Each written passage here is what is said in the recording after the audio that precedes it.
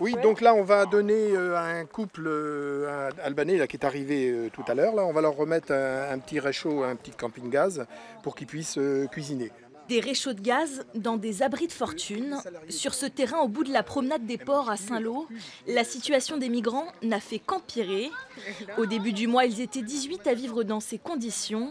Ils sont désormais 31, des familles, pour la plupart avec des enfants en bas âge. C'est les autorités qui n'assument pas leurs responsabilités. Normalement, les demandeurs d'asile doivent être hébergés.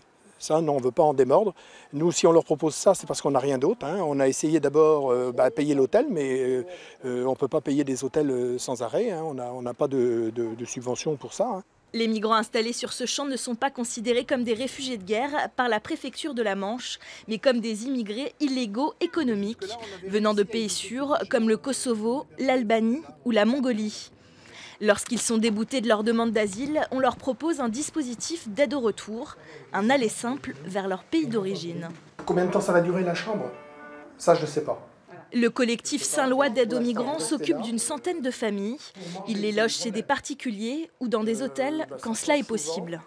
Actuellement, donc, il y a cette femme avec ses 2 enfants. Il y a une autre femme à côté avec 3 enfants.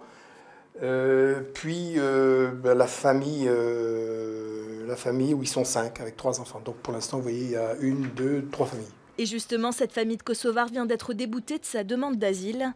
Lundi prochain, elle n'aura plus de logement et ira grossir le campement de fortune.